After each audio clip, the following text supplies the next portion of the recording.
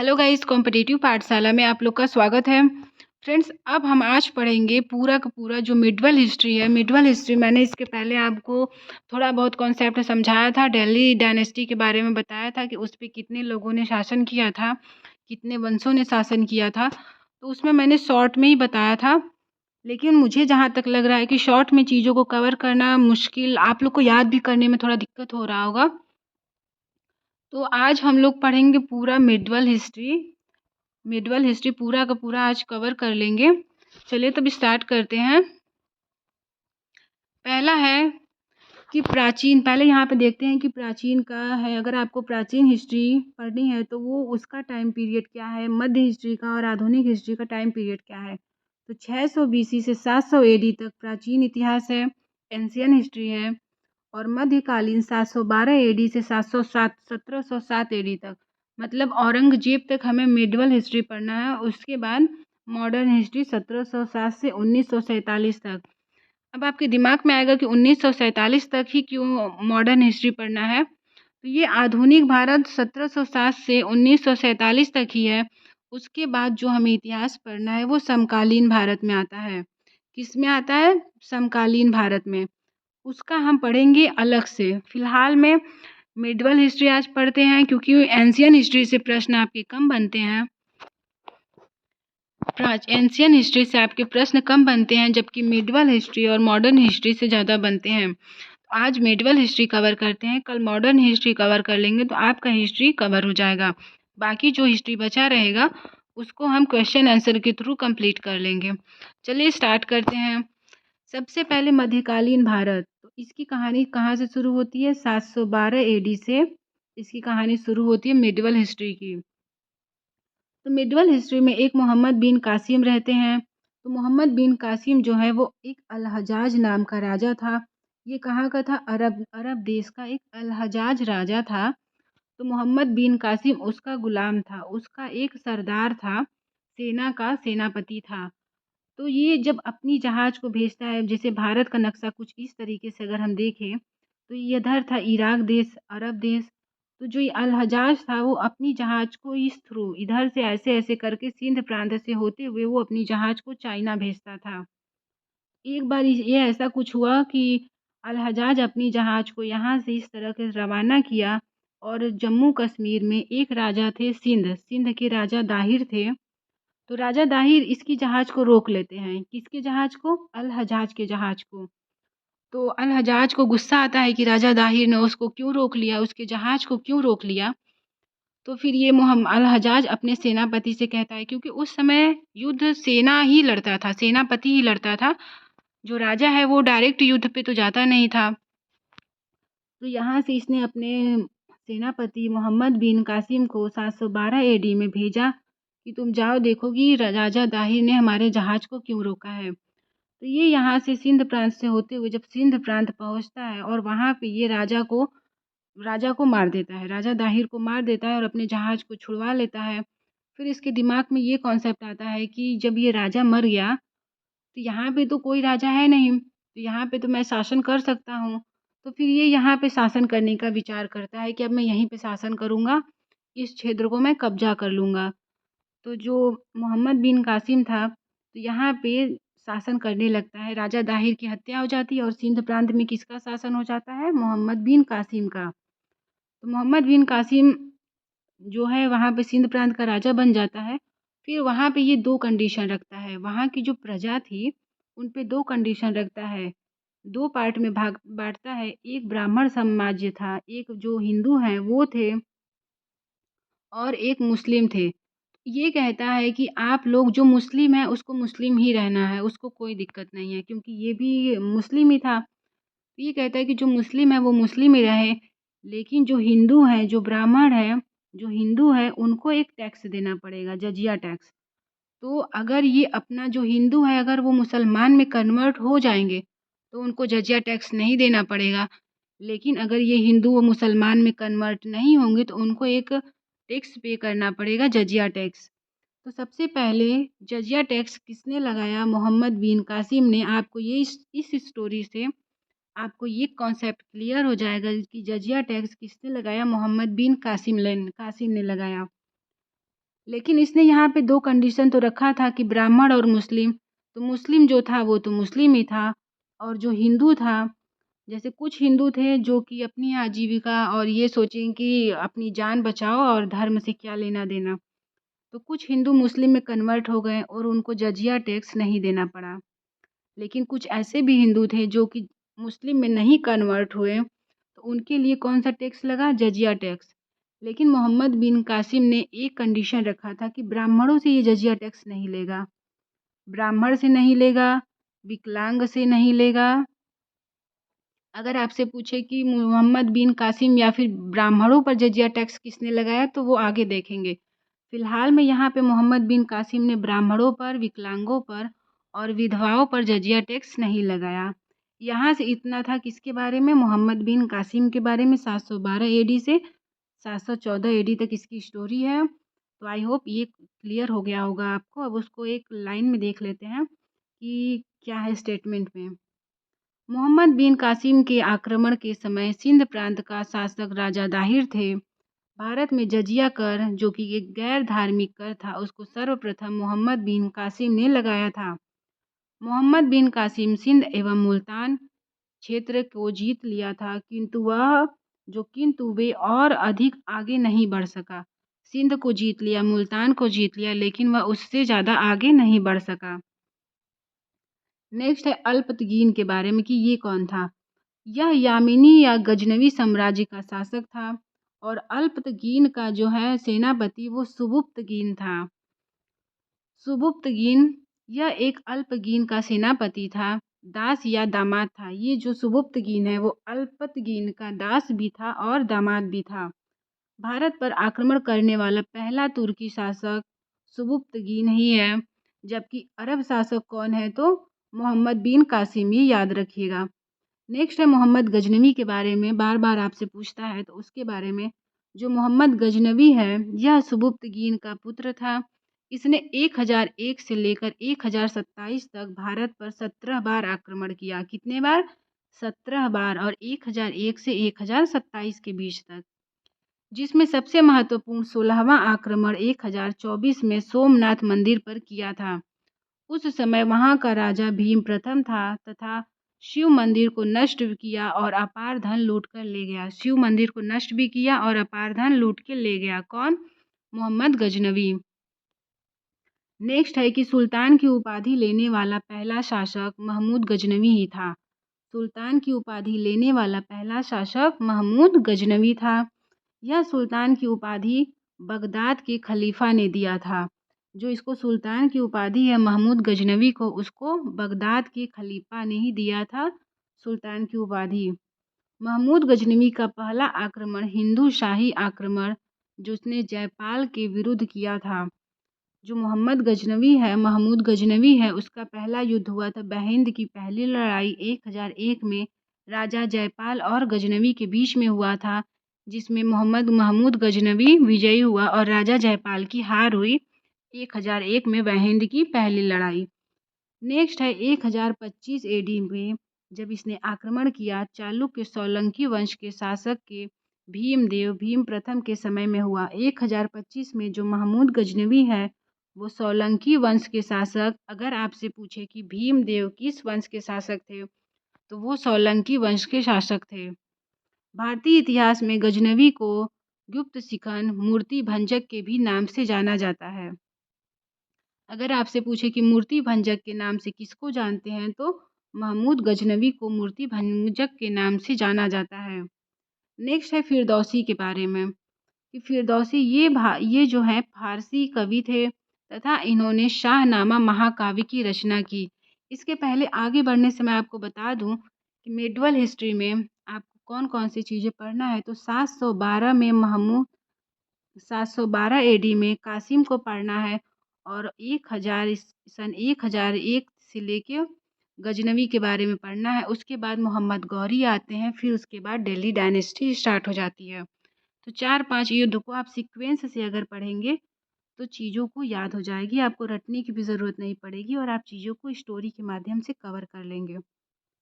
Next है अल बरूनी। जो फिरदौसी था वो भी महमूद गजनवी के साथ आया था और जो अल बरूनी है वो भी महमूद गजनवी के साथ ही आया था।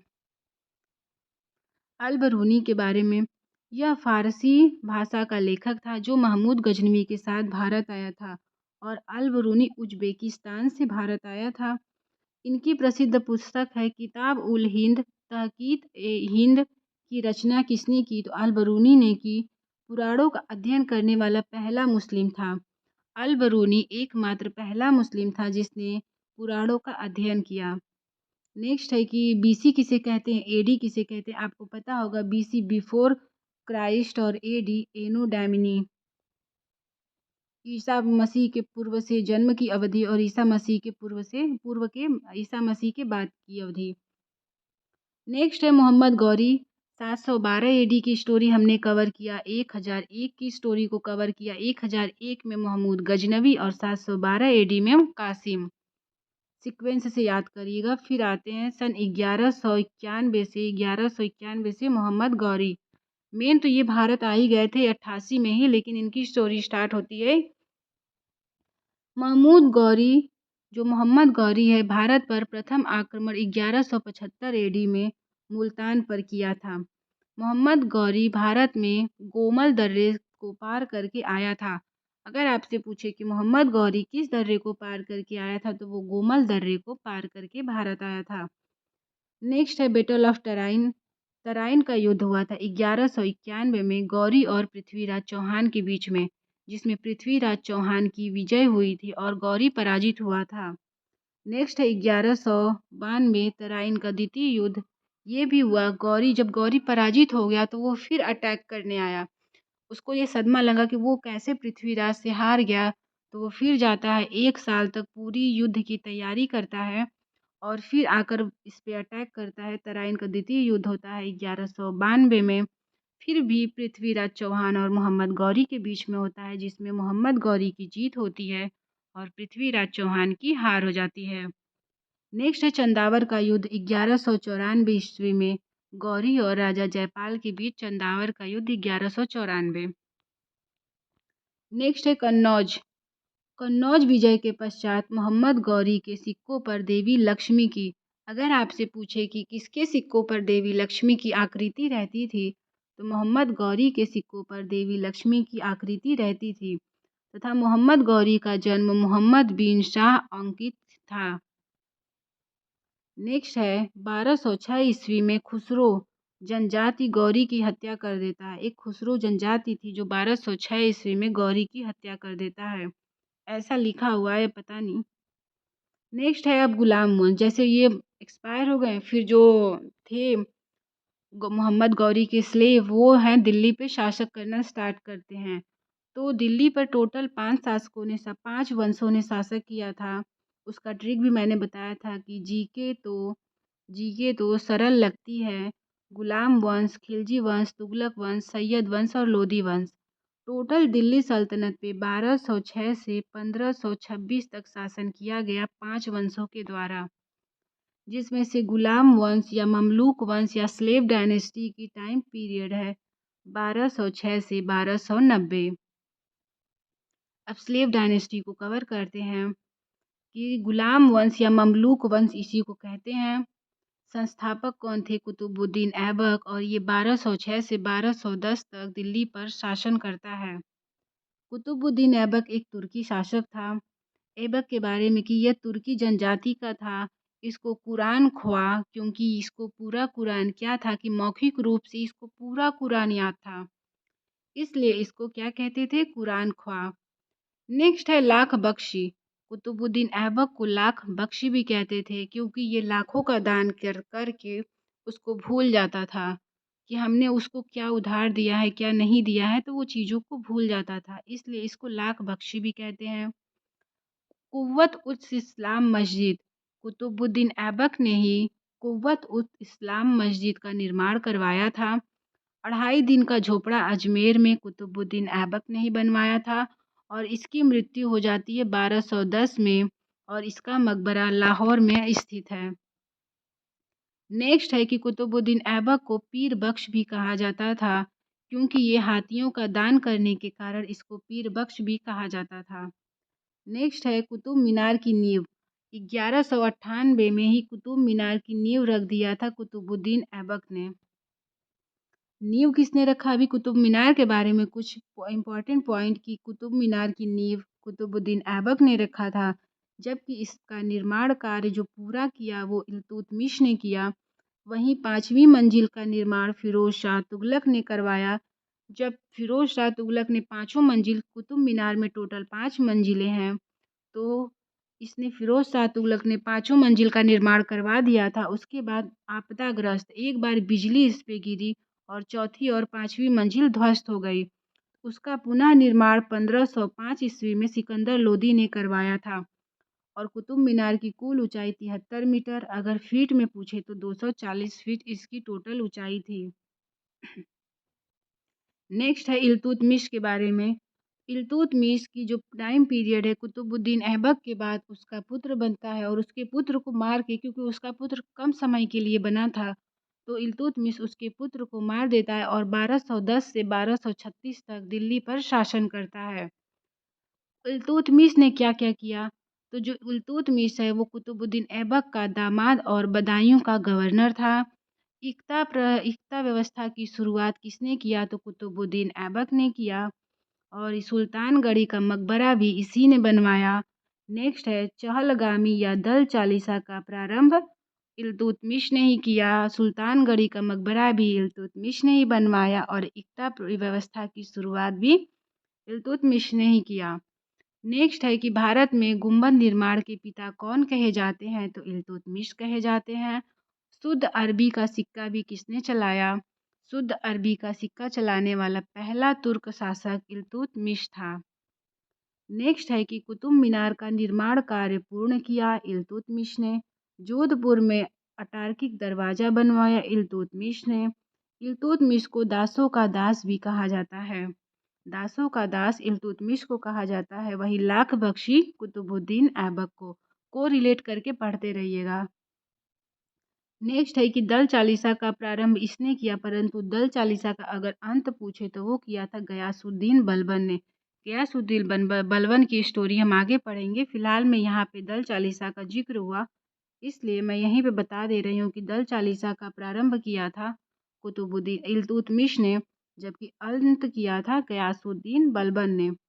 नेक्स्ट है बदायूं में फौज शमसी एवं शमसी ईदगाह का निर्माण इल्तुतमिश ने किया था और इल्तुतमिश की मृत्यु होती है 1236 ईस्वी में इल्तुतमिश की मृत्यु होती है और इनका मकबरा दिल्ली में स्थित है। वहीं मैंने बताया कि कुतुबुद्दीन का मकबरा लाहौर में अवस्थित है।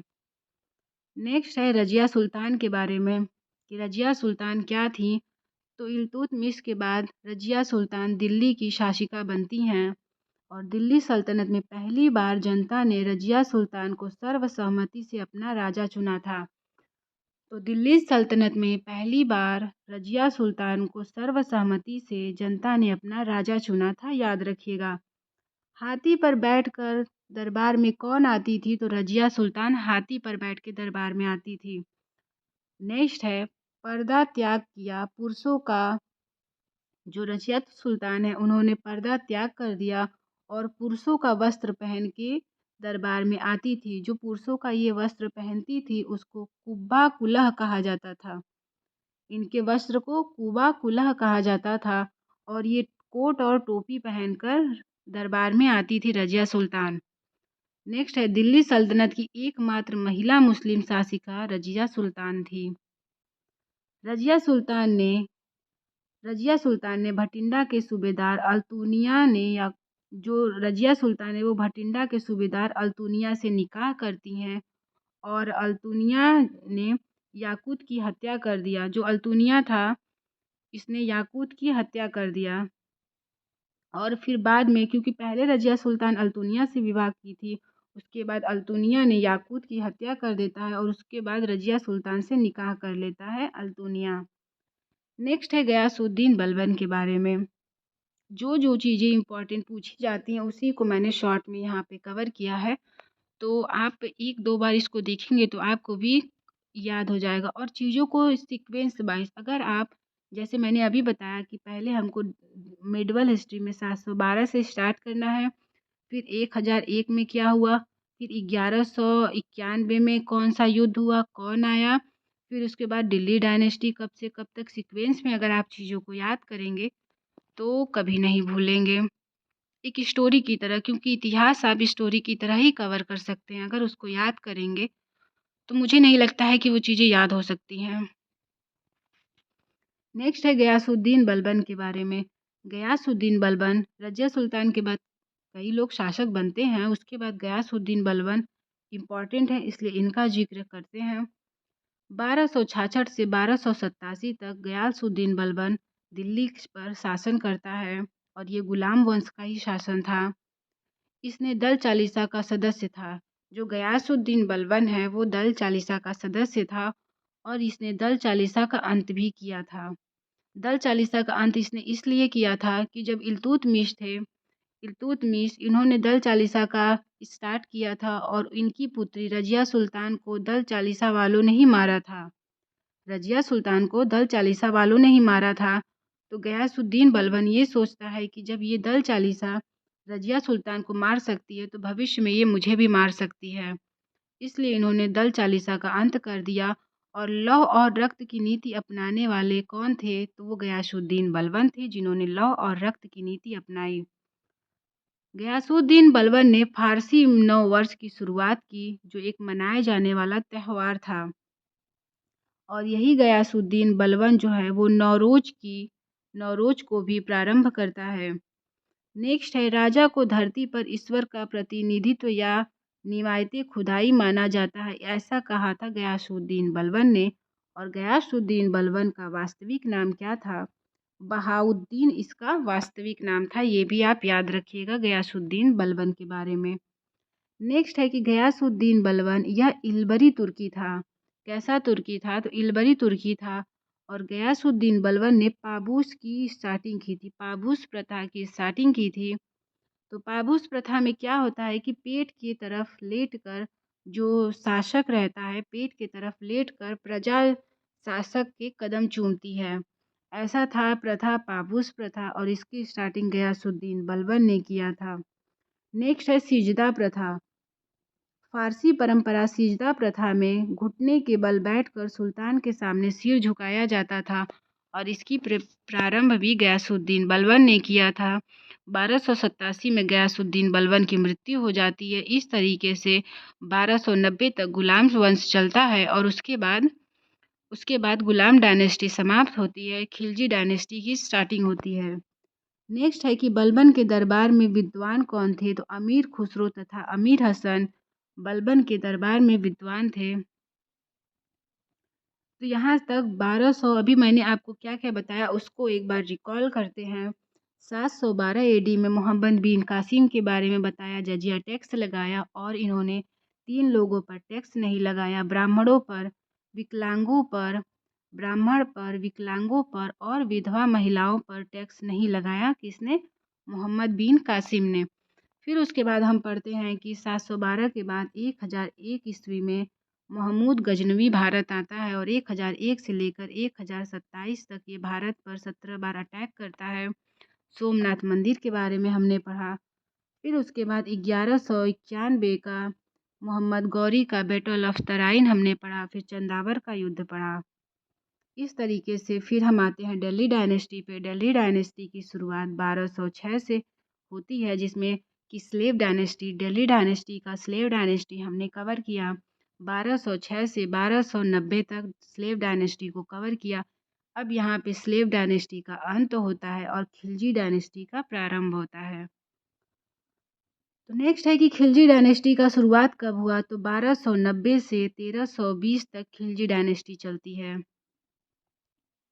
और खिलजी डायनेस्टी के संस्थापक जलालुद्दीन खिलजी जो है खिलजी डायनेस्टी के संस्थापक थे।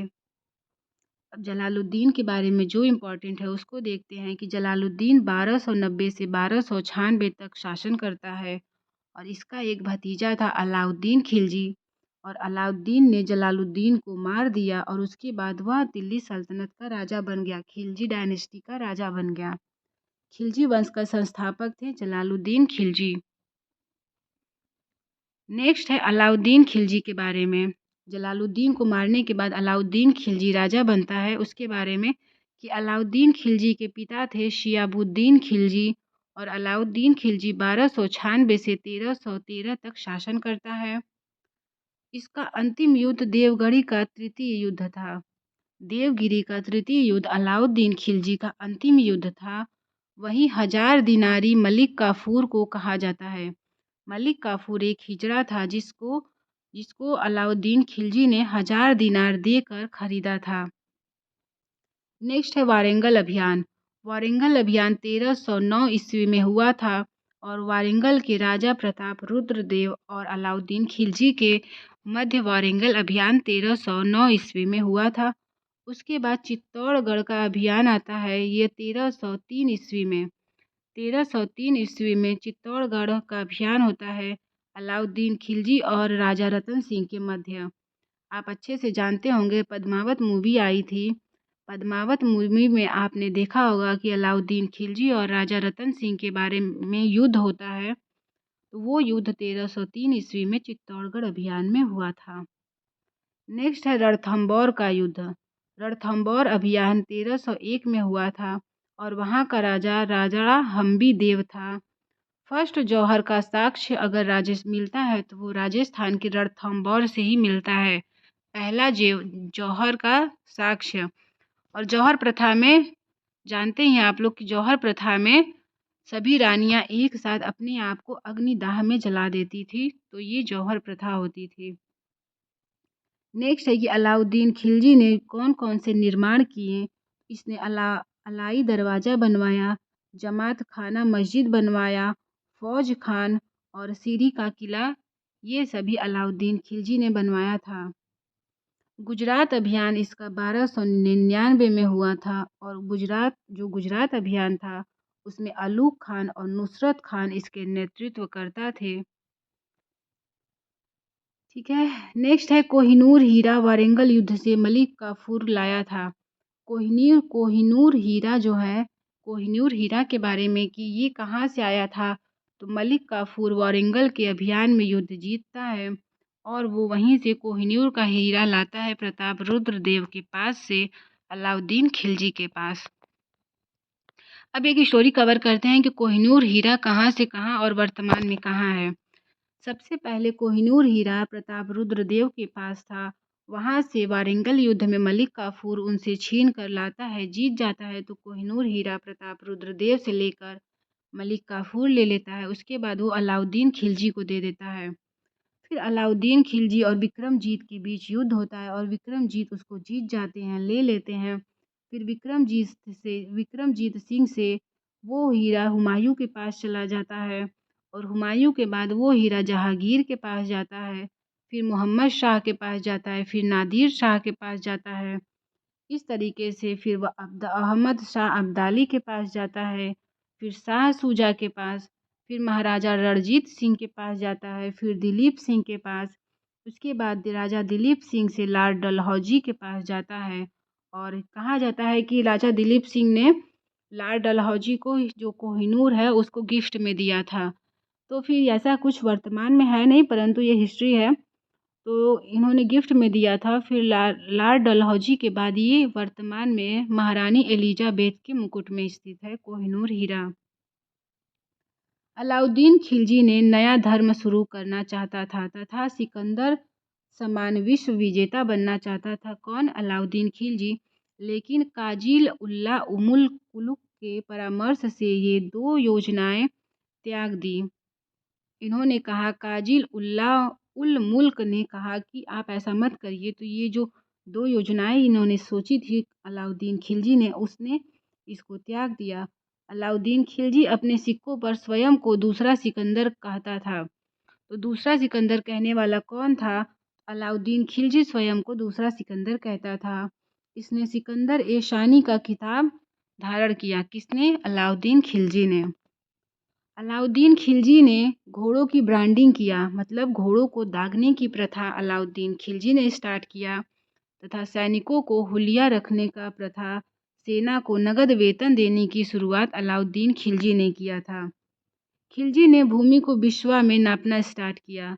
तो अगर आपसे पूछे कि भूमि को बिस्वा में नापना किसने स्टार्ट किया, तो मोहम्मद अलाउद्दीन खिलजी ने भ्रष्टाचार समाप्त करने के लिए दीवाने मुफ्त खिराज की स्थापना की।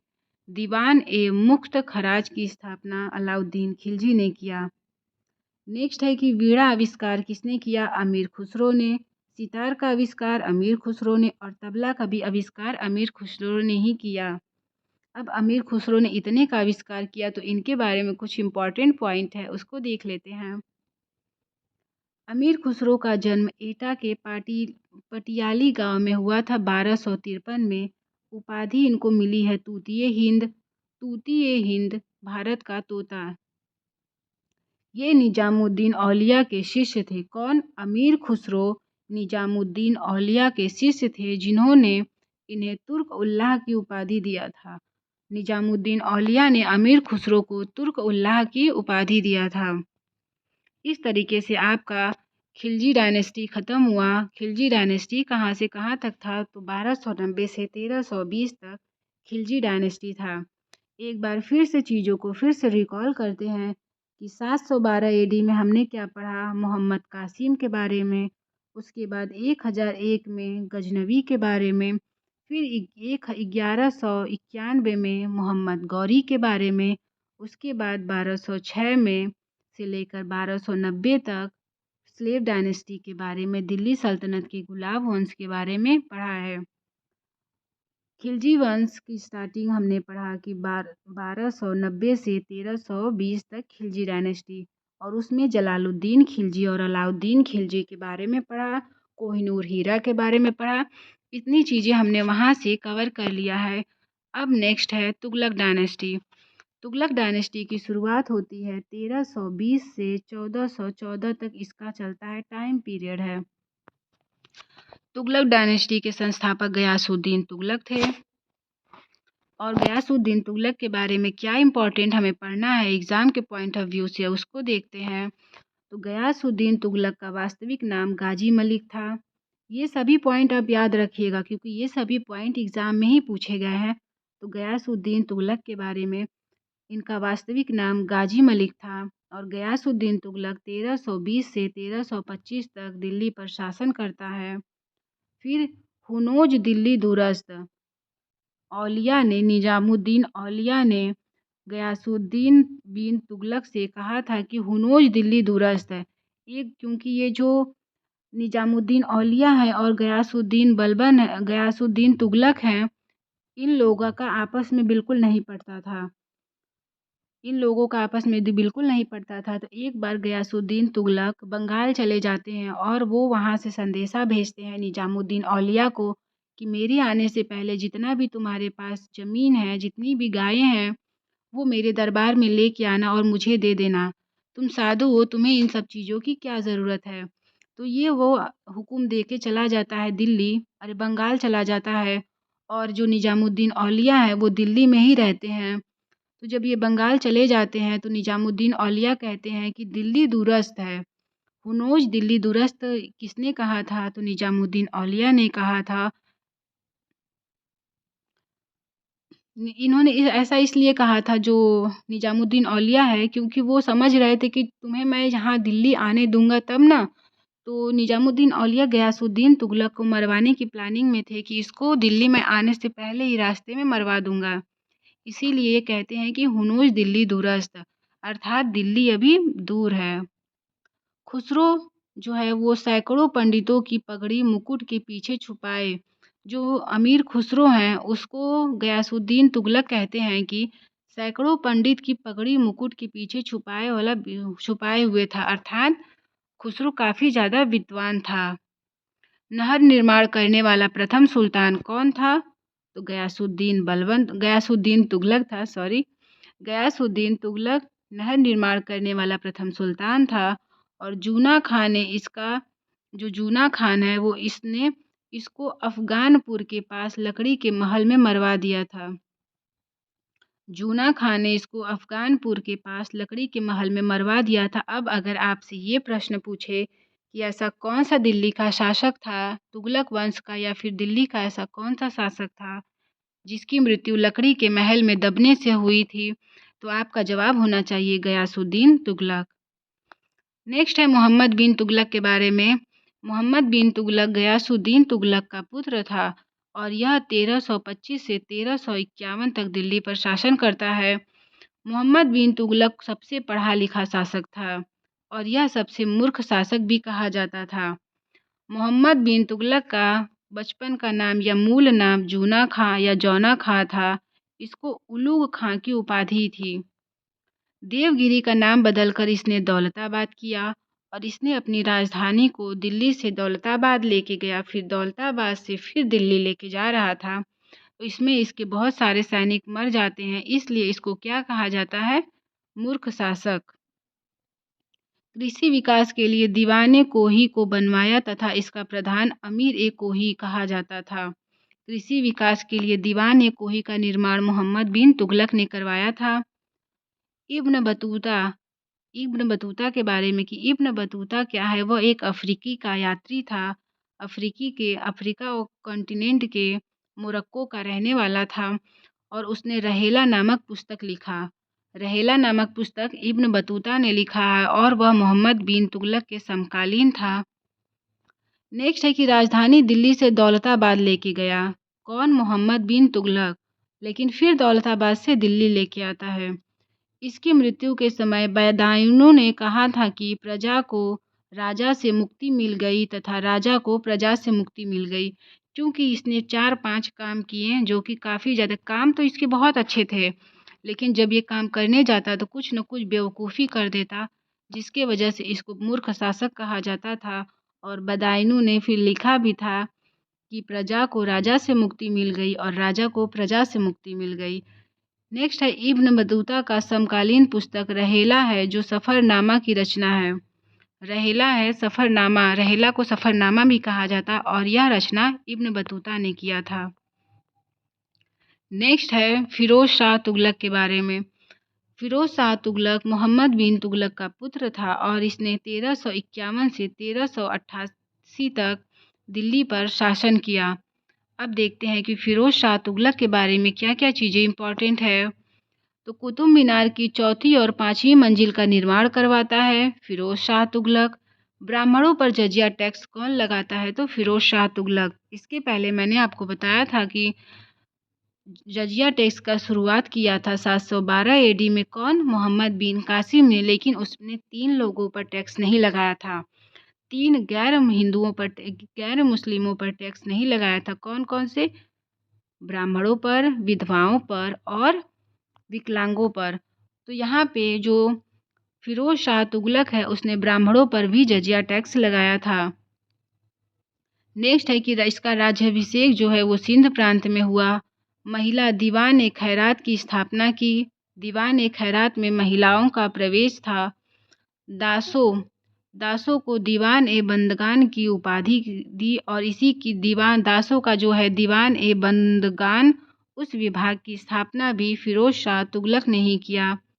नेक्स्ट है खाराज लगान भूमि कर, लूट माल और जजिया जकात टैक्स लगाया। इसने खराज टैक्स लगाया, खम्स टैक्स लगाया और जजिया जकात टैक्स को लगाया। नेक्स्ट है किसानों पर सिंचाई कर भी किसने लगाया? तो फिरोज शाह तुगलक ने किसानों पर सिंचाई टैक्स भी लगाया और मोहम्मद बिन तुगलक इसका चचेरा भाई था। सॉरी, मैंने आपको यहाँ पे बताया कि इसका पुत्र था, लेकिन फिरोज शाह तुगलक जो है मोहम्मद बिन तुगलक का चचेरा भाई था। नेक्स्ट है दिल्ली, जौनपुर, फिरोज शाह, हिसार, फिरोजाबाद, कोटला नगर, फतेहाबाद नगर फिरोज शाह तुगलक ने ही बसाया। इतनी चीज़ें आपको इम्पॉर्टेंट है तुगलक डायनेस्टी में। तो टोटल अब फिर से रिकॉल करते हैं कि तुगलक डायनेस्टी में क्या क्या पढ़ना था। गयासुद्दीन तुगलक के बारे में, मोहम्मद बिन तुगलक के बारे में, उसके बाद फिरोज शाह तुगलक के बारे में पढ़ना था। 3 लोगों का इम्पॉर्टेंट है तुगलक डायनेस्टी में। नेक्स्ट है लोधी डायनेस्टी। सैयद डायनेस्टी में ज़्यादा इंपॉर्टेंट चीज़ें हैं नहीं, आपके एग्ज़ाम में नहीं पूछी जाती हैं, इसलिए मैंने वहाँ पे आपको सैयद डायनेस्टी के बारे में कुछ नहीं बताया। तो सैयद डायनेस्टी को स्किप करते हैं। अब आते हैं लोधी डायनेस्टी पे। तो लोधी वंश का संस्थापक बहलोल लोधी था और बहलोल लोदी के बारे में कुछ खास नहीं है। बहलोल लोदी के बाद सिकंदर लोदी राजा बनता है और सिकंदर लोदी का वास्तविक नाम निजाम खान था। क्या था? निजाम खान। और सिकंदर लोदी 1489 से 1517 तक शासन करता है। गज ए सिकंदरी की पैमाना की शुरुआत भी सिकंदर लोदी ने किया था। गुरुमुखी गुरलरुखी के नाम से फारसी में ये कविताएं लिखता था। ये जो है गुलरुखी नाम से फारसी में कविताएं लिखता था। कौन? सिकंदर लोदी। और 1504 ईस्वी में इसने आगरा नगर की स्थापना किया और 1506 ईस्वी में आगरा को राजधानी बनाया। और सिकंदर लोदी ने ही जो कुतुब मीनार की आपदाग्रस्त मस्जिद थी, जो कुतुब मीनार का आपदाग्रस्त मंजिल थी, उसका भी निर्माण सिकंदर लोदी ने 1504 ईस्वी में करवाया था। नेक्स्ट है इब्राहिम लोदी। सिकंदर लोदी के बाद इसका पुत्र इब्राहिम लोदी राजा बनता है 1517 से 1526 तक। दिल्ली सल्तनत का अंतिम शासक इब्राहिम लोदी है। लोदी वंश का अंतिम शासक भी इब्राहिम लोदी है। दिल्ली सल्तनत का अंतिम मुसलमान था। जी हाँ, यह एकमात्र ऐसा दिल्ली सल्तनत का शासक था जिसकी मृत्यु युद्ध भूमि में हुई थी। बाकी जितने लोग मरे थे, जितने लोग की मृत्यु हुई थी, किसी की युद्ध भूमि में नहीं हुई थी। जैसे गयासुद्दीन तुगलक थे, उनकी मृत्यु लकड़ी के महल में दबने से हुई थी। फिर मोहम्मद बिन तुगलक की मृत्यु बेड पर ही ऐसे पड़े पड़े हो गई। उसके बाद सिकंदर लोदी, इन सब की मृत्यु स्वाभाविक हुई थी। जबकि इब्राहिम लोदी एकमात्र दिल्ली का ऐसा शासक था जिसकी मृत्यु युद्ध में होती है। इतना था आपके उसके बारे में, दिल्ली डायनेस्टी के बारे में। फिर फ्रेंड्स, दिल्ली डायनेस्टी 1206 से 1290 तक चलती है। 1526 तक चलती है। मैंने आपको पूरा सीक्वेंस से बताया कि गुलाम वंश में क्या इम्पोर्टेंट था, खिलजी वंश में क्या इम्पोर्टेंट था, तुगलक डायनेस्टी क्या थी, फिर सैयद डायनेस्टी, फिर लोदी डायनेस्टी। तो लोदी डायनेस्टी आपका किस प्रकार से समाप्त हुई वो देख लेते हैं। 1526 में इब्राहिम लोदी को कौन पराजित करता है? फिर 1526 के बाद में भारत में मुगल साम्राज्य की स्थापना होती है। नेक्स्ट है मुगल साम्राज्य। मुगल साम्राज्य में पहला है बाबर के बारे में।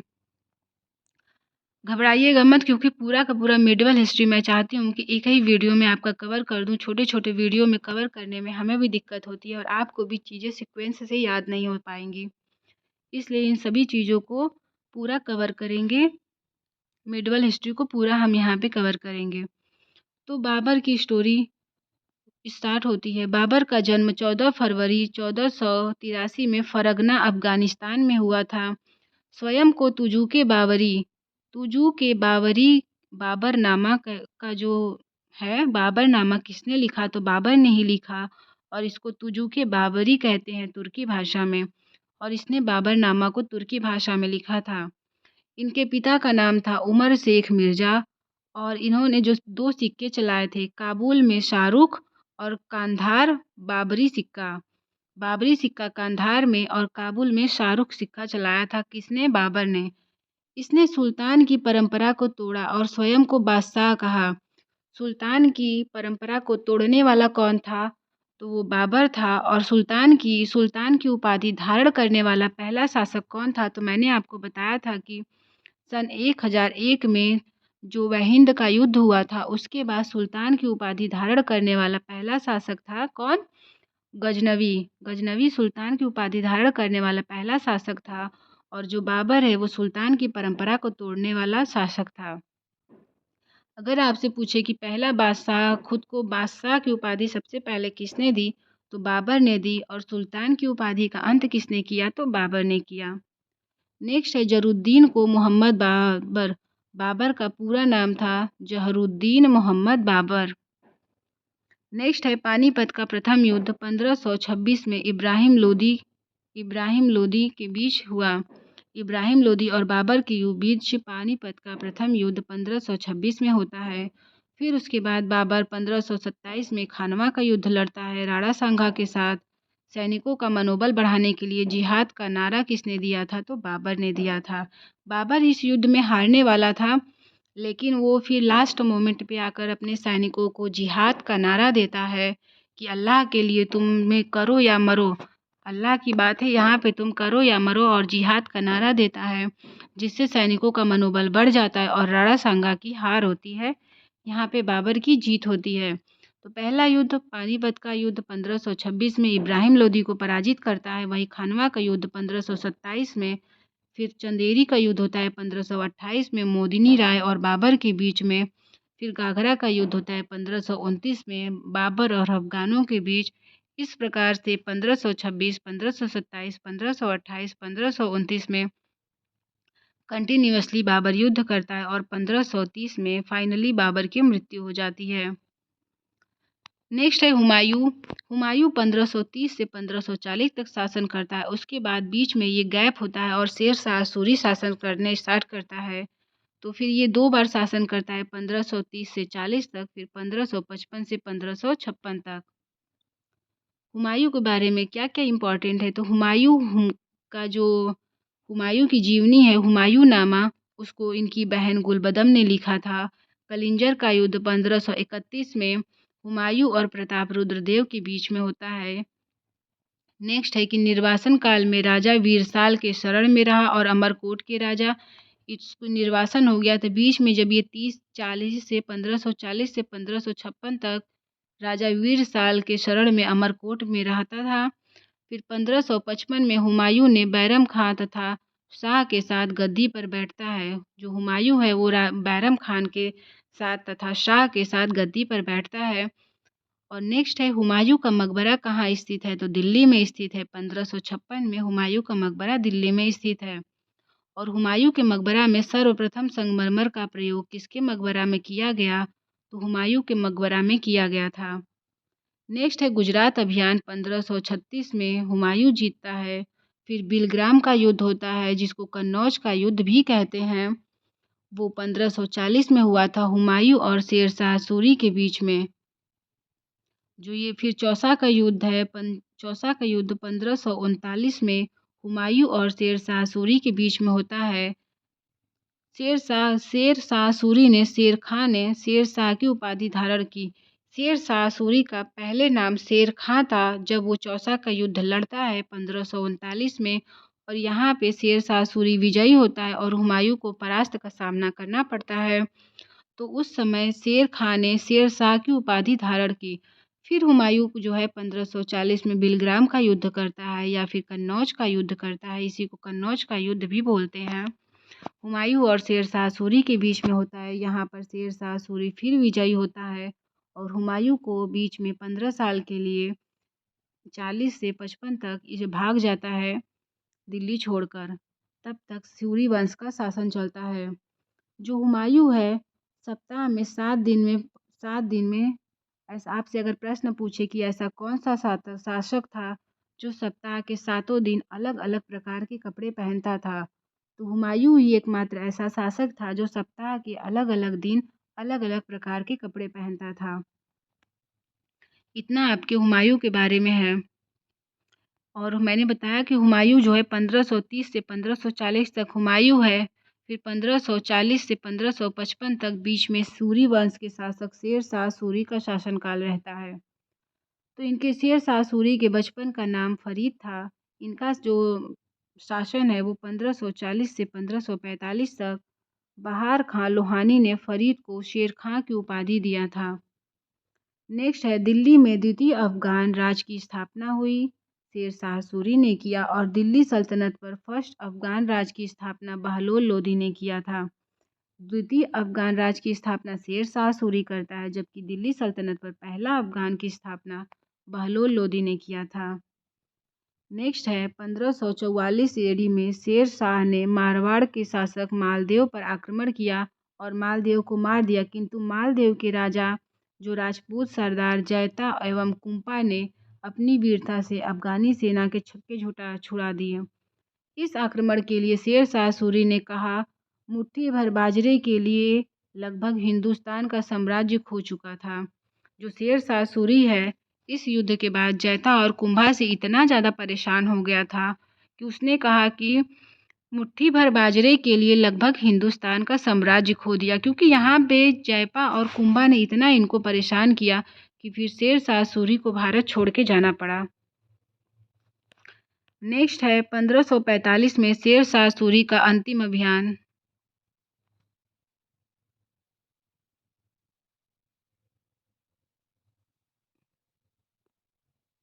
नेक्स्ट है शेर शाह सूरी का 1545 में शेर शाह सूरी का अंतिम अभियान कलिंजर के विरुद्ध था। इस समय कलिंजर का शासक कीरत सिंह कलिंजर का शासक था और 1545 में शेर शाह सूरी का अंतिम अभियान कलिंजर का युद्ध था। इस अभियान में शेर शाह ने उनका नामक आग्नेयास्त्र गोला फेंक रहा था, परंतु गोला उसके पास रखे बारूद के ढेर पर गिर गया और वहीं बारूद गिरने से शेर शाह सूरी की मृत्यु हो जाती है। अन्य तथ्य क्या है? तो रुपए का प्रचलन सर्वप्रथम शेर शाह सूरी ने किया। जीएसटी रोड का निर्माण शेर शाह सूरी ने करवाया। चांदी का रुपया 180 ग्रेन, तांबे का दाम 360 ग्रेन तथा नाम सिक्का चलाया शेर शाह सूरी ने। कानून गो ने शेर शाह सूरी के लिए कहा गया वह बाहर से मुस्लिम था लेकिन अंदर से हिंदू था। कानून गो ने शेर शाह सूरी के लिए लिखा था कि वह बाहर से मुस्लिम था लेकिन अंदर से हिंदू था। यहाँ पे आपके हुमायूं की भी कहानी क्लोज होती है। अब आते हैं अकबर। हल्दीघाटी अकबर का जो है 1542 में अकबर का अमरकोट में जन्म होता है। अकबर का पूरा नाम जलालुद्दीन मोहम्मद अकबर था और इनके पिता हुमायूं थे, माता हमीदा बानो बेगम थी और इनका राज्याभिषेक 14 फरवरी 1556 को गुरदासपुर पंजाब में होता है। किसका राज्याभिषेक? अकबर का। नेक्स्ट है कि अकबर के वजीर कौन थे? तो बैरम खान इनके वजीर थे और इलाही संवत की शुरुआत 1583 में अकबर ने ही किया था। अकबर की मृत्यु 1605 में होती है। अब अकबर ने कौन कौन से काम किए थे उसके बारे में देखते हैं। हल्दीघाटी का युद्ध 1576 में महाराणा प्रताप और अकबर के बीच में लड़ा गया था। अकबर का मकबरा सिकंदरा आगरा में स्थित है। कहाँ? अकबर का मकबरा। नेक्स्ट है दीन इलाही की शुरुआत अकबर ने किया था 1582 में। इबादत खाना 1571 में। फतेहपुर सीकरी में इबादत खाना की स्थापना अकबर ने किया था और फतेहपुर सीकरी की स्थापना भी 1571 में अकबर ने ही किया था। पानीपत का द्वितीय युद्ध 1556 में बैरम खान और हुमायूं के बीच लड़ा गया।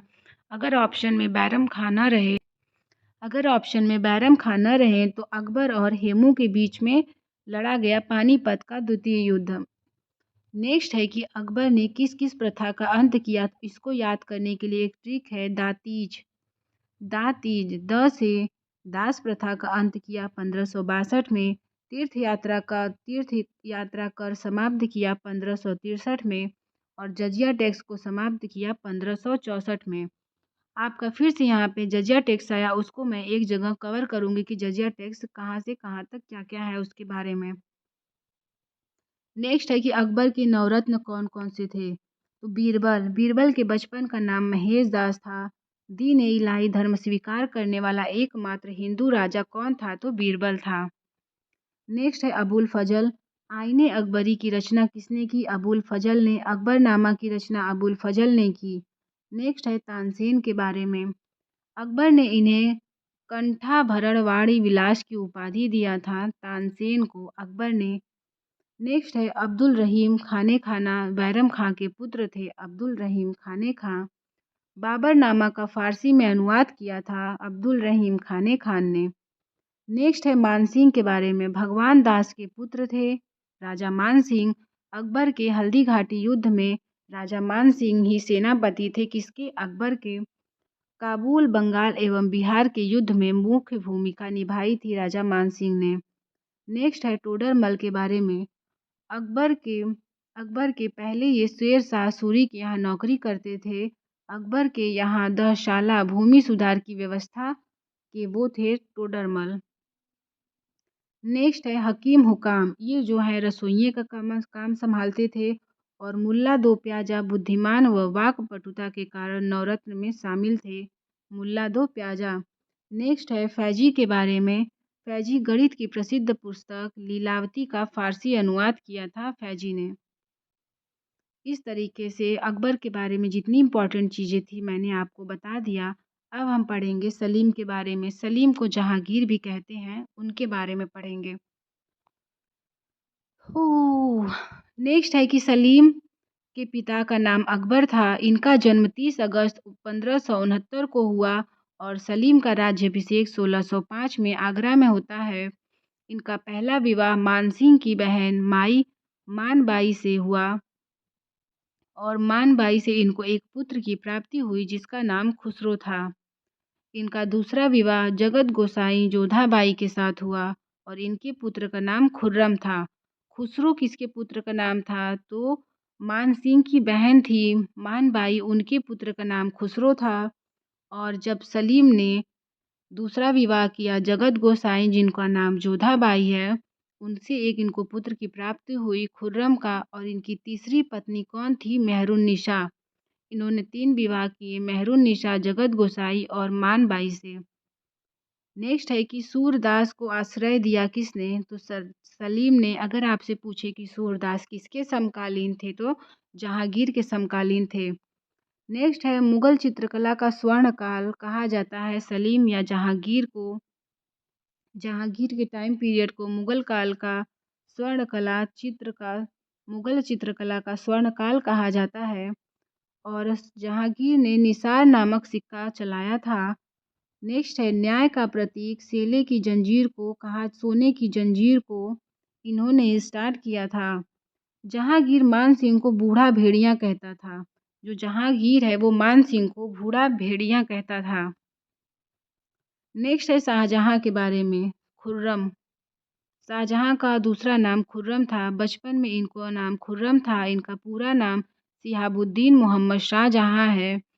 शाहजहां की माता का नाम जगत गोसाई जोधाबाई था और ये इनकी दूसरी पत्नी थी। जो है जगत गोसाई जोधाबाई, वो सलीम की दूसरी पत्नी थी।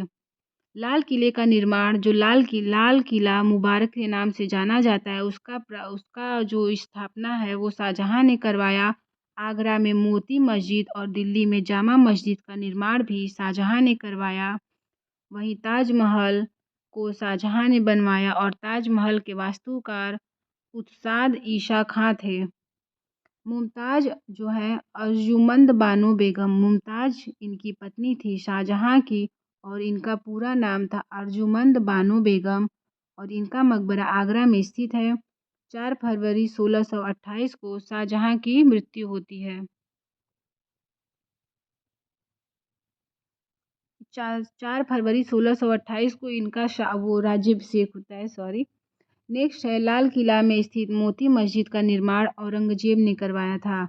लाल किला में स्थित मोती मस्जिद का निर्माण औरंगजेब ने करवाया था। वहीं आगरा में स्थित मोती मस्जिद का निर्माण शाहजहां ने करवाया था। ध्यान रखिएगा। नेक्स्ट है औरंगजेब के बारे में कि 1658 से 1707 तक औरंगजेब शासन करता है। इसका जन्म 3 नवंबर 1618 को दौहद उज्जैन में हुआ था। इनके माता का नाम मुमताज महल और पत्नी इसकी थी दिलरास बानो बेगम। यह पहला मुसलमान था जिसका 2 बार राज्याभिषेक हुआ। ऐसा कौन सा मुसलमान था जिसका 2 बार राज्याभिषेक हुआ? तो औरंगजेब का 2 बार राज्याभिषेक होता है। पहली बार इसकी राज्याभिषेक 31 जुलाई 1658 को होता है और दूसरी बार 15 जून 1659 को होता है। औरंगजेब का पूरा नाम मुउद्दीन मोहम्मद औरंगजेब था। औरंगजेब कुरान की नकलें तैयार करता था तथा इसको टोपिया सिलता था। जो औरंगजेब है वो कुरान की नकलें तैयार करता और टोपियाँ सिलता था। औरंगजेब वीणा का अच्छा वादक था। इसने होली एवं मुहर्रम में सार्वजनिक रूप से मनाने पर रोक लगा दी। होली और मुहर्रम को सार्वजनिक रूप से मनाने पर किसने रोक लगाई? तो वो औरंगजेब था। वहीं औरंगजेब ने गुजरात में कई मंदिरों को नष्ट करवाया जिसमें सोमनाथ का मंदिर और भोपाल भी शामिल था।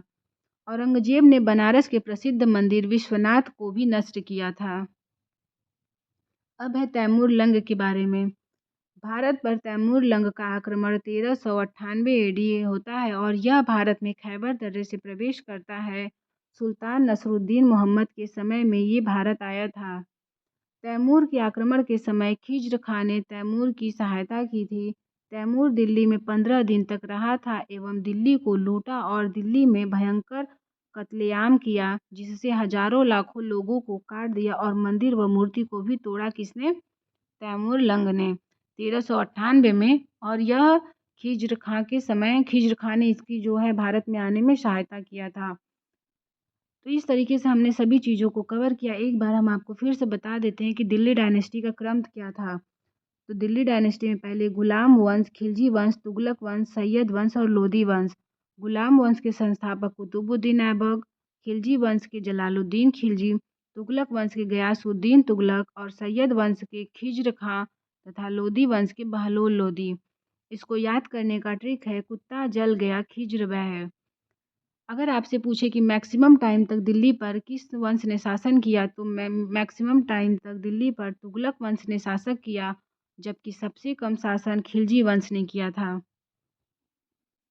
और यहाँ से टाइम पीरियड देख लीजिएगा, 1206 से 1290 गुलाम वंश, 1290 से 1320 खिलजी वंश, 1320 से 1414 तुगलक वंश और 1414 से 1451 सैयद वंश, वही 1451 से 1526 तक लोदी वंश ने राज किया। एक बार इसको देख लेते हैं, कौन सा युद्ध कब कब हुआ। वहिंद का प्रथम युद्ध 1001 में राजा जयपाल और गजनवी के बीच में लड़ा गया। वहीं वहिंद का दूसरा युद्ध 1008 में राजा जयपाल के पुत्र आनंदपाल और गजनवी के बीच में लड़ा गया। नेक्स्ट है तराइन का युद्ध 1198 में गौरी और पृथ्वीराज चौहान के बीच में होता है। और तराइन का दूसरा युद्ध 1192 में गौरी और पृथ्वीराज चौहान के बीच में होता है, जिसमें गौरी की जीत होती है, पृथ्वीराज को हार का सामना करना पड़ता है। फिर है पानीपत का प्रथम युद्ध 1526 में होती है इब्राहिम लोदी और बाबर के बीच में, जिसमें इब्राहिम लोदी की हार होती है, बाबर जीत जाता है। फिर 1527 में खानवा का युद्ध होता है बाबर और राणा सांगा के बीच में, जिसमें बाबर की विजय होती है। फिर चंदेरी का युद्ध होता है 1528 में मोदिनी राय और बाबर के बीच में, बाबर की विजय होती है। फिर घाघरा का युद्ध होता है 1529 में अफगानों और बाबर के बीच में, जिसमें बाबर विजयी होता है। फिर बाबर की मृत्यु होती है 1530 में। उसके बाद हुमायूं का शासन आता है और चौसा का युद्ध 1539 में शेर शाह सूरी और हुमायूं के बीच में होता है। फिर नेक्स्ट है 1540 में बिलग्राम का युद्ध शेर शाह सूरी और हुमायूं के बीच में होता है। उसके बाद है मच्छीवाड़ा या फिर सरहिंद के युद्ध 1555 में अफगान और मुगल के बीच में होता है। मच्छीवाड़ा या फिर सरहिंद का युद्ध 1555 अफगान और मुगल के बीच। नेक्स्ट है प्लासी का युद्ध 1757 में होता है। प्लासी का युद्ध क्लाइव और सिराजुद्दौला के बीच। नेक्स्ट है तराइन का तीसरा युद्ध 1215 से 1216 के बीच इल्तुतमिश और यलबूज के मध्य होता है। तराइन का पहला युद्ध, तीसरा युद्ध। इस तरीके से जितने भी मुझे समझ में आए मिडवल हिस्ट्री के, तो यहाँ पे मिडवल हिस्ट्री में कौन कौन सी चीज़ें मैंने आपको बताया उसको एक बार फिर से रिकॉल कर लेते हैं। 712 एडी से मैंने बताया 1707 तक चलता है मिडवल हिस्ट्री का टाइम पीरियड, जिसमें से 712 एडी में मोहम्मद बिन कासिम के बारे में बताया। फिर 1001 से गजनवी के बारे में,